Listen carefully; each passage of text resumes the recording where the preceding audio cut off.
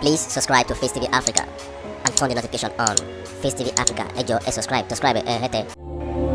Face TV was Swoby.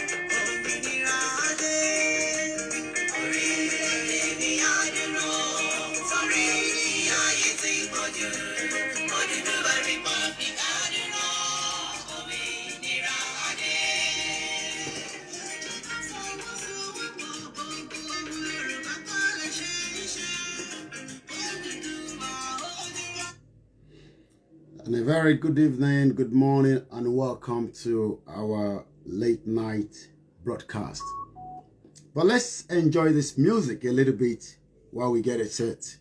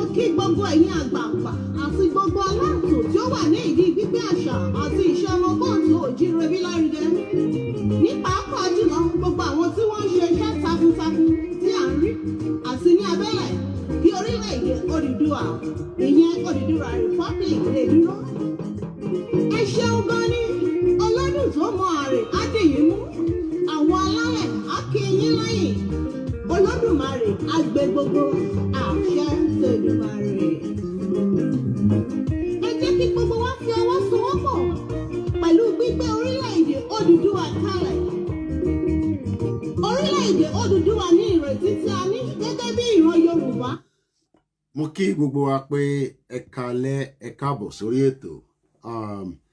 One thing about the media is when you say something just as a country I lived for over 2 decades, you say it, and it becomes sorted. I've just come across what Garba Shehu have said on Channels Television, and my job as a media personnel is to also respond back to the federal government or the presidency or the spokesman for the president known as Garba Shehu. This evening, we will make it clear again and again that we are fighting for the self-determination of the Yoruba people out of Nigeria. I will play after the anthem what Garba Shehu said. It's about 9 minutes. Gbogbo n tó sọ pátápátá a máa play. Tá bá wá play tán, àwa response sí ẹyọ kọ̀ọ̀kan nínú in tó sọ. Nítorí pé in tó sọ ó fi ń kàn wá ní àbùkù gẹ́gẹ́ bí ọmọ káàárọ̀ òjíire. Iṣẹ́ tàwa dẹ̀ ni pé tá bá ti rí bẹ́ẹ̀, in as much as I'm tired, it is also my responsibility, self-determination of the Yoruba people to respond quickly so that it doesn't go through the next day, so that they can understand that we are not joking. So that is what we're going to be doing tonight. I will also have you to speak at the right time, but let me first analyze the video properly. Maybe some of you have seen the video. Maybe some of you have not seen it. But you will all be able to hear the video clearly. Bear with my voice tonight. I was almost going to bed when I saw that video. But like I said, I will respond back to Abuja. A sọ fún wọn pé ọmọ ọkọ ni wá, a kì í ṣọmọ àlè. They've used the word secession. Lai Mohammed have used it. This time around, we saw Ruben Abati use the same word. You can now see the correlation between them. Ruben Abati used it, Lai Mohammed used it, and Garba Shehu is using the same word. But what they do not want to understand is, we are not fighting to keep Nigeria. We are fighting to leave Nigeria for them. If they want to keep Nigeria, so be it for them. So be it. Because we are not interested in the contraction. But let us respect our anthem. It's exactly 6 minutes past midnight in the Yoruba land, Wednesday, the 21st of April, 2021. The best thing you can do is to alert the next person to know that we are live. Let's go straight and play the anthem. Once again, a very good morning, good night, good evening, depending on what part of the world we are. We are not scared of the federal government, but the federal government must understand that the Yorubas of yesterday is not the Yorubas of today. Let's play the anthem.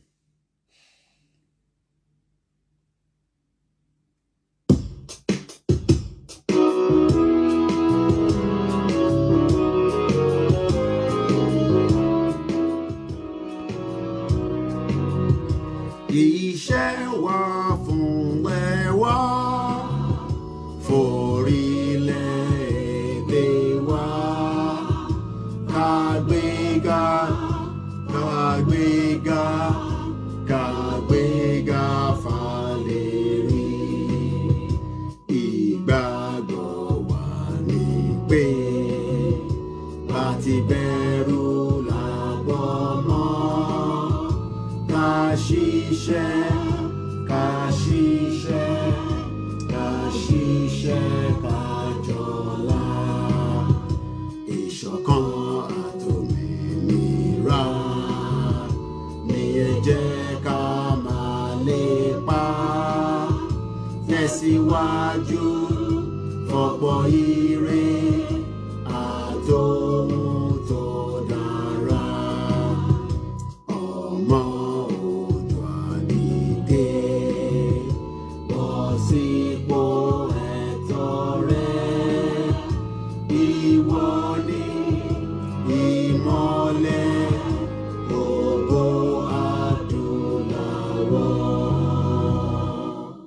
adúpẹ́ lọ́wọ́ Elédùmarè, adúpẹ́ lọ́wọ́ ẹni tí ó láyé tó ní ọ̀run, ẹni tí àwa máa bẹ̀rù nítorí pé a ní bẹ̀rù ọmọ ẹ̀dá ènìyàn.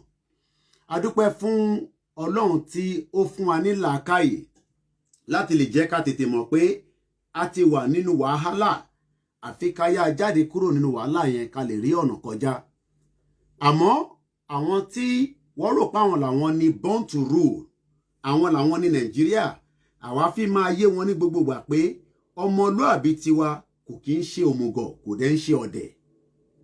Nítorí pé tó bá rò pé àwọn nìkan làwọn mọ̀rọ̀ sọ, a máa jẹ́ kó yé wọn pé àwa náà mọ̀ tú. What you're about to listen to was posted on the channel's television Facebook just about an hour precisely.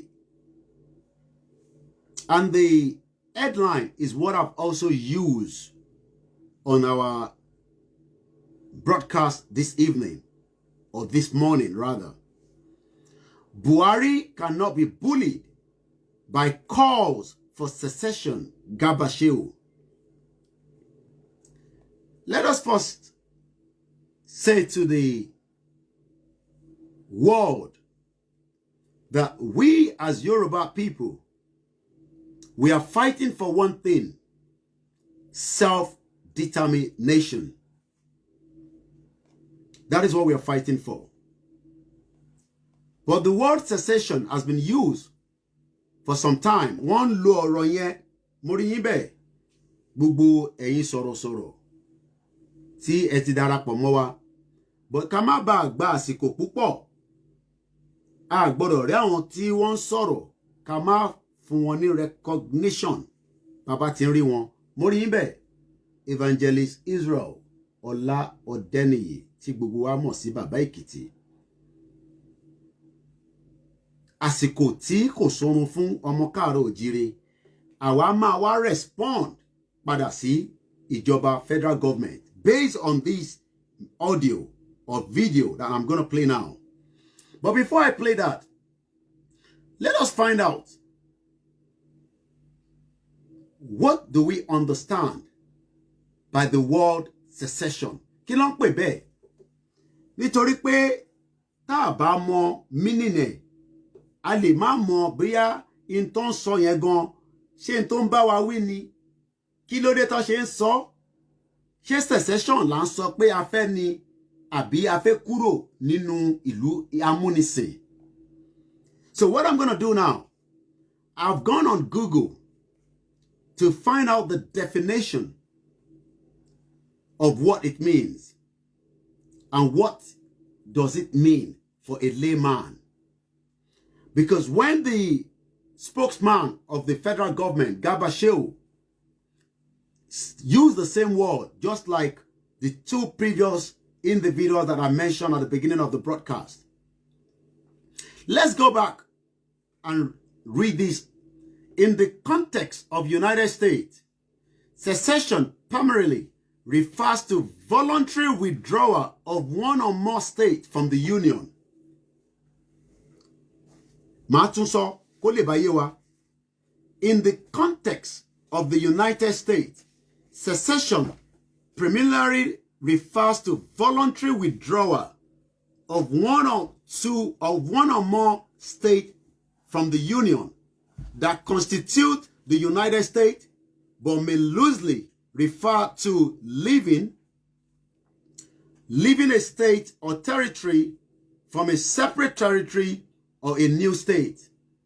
So now, àwa fẹ́ jáde kúrò nínú Nigeria, because Nigeria was created on our behalf. Àwa kọ́ la created. It was created by Great Britain. And as Yoruba people, gẹ́gẹ́ bí ọmọ aládé, ọmọ adúláwọ̀, àwa ní right láti sọ pé a fẹ́ ní kankan ṣe pẹ̀lú ìlú yìí mọ́. And that means self-determination. But let's hear this. Ẹ jẹ́ àkọ́kọ́ gbọ́ èlé náà.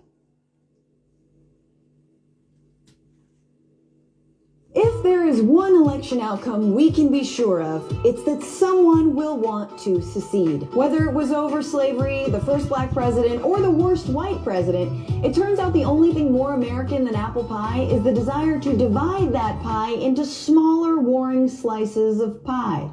I'm Francesca Fiorentini, and in this episode of Newsbroke, we're talking about the bizarre and bloody history of secessionist movements in the U.S., who's behind some of them, and if secession has any real chance of success.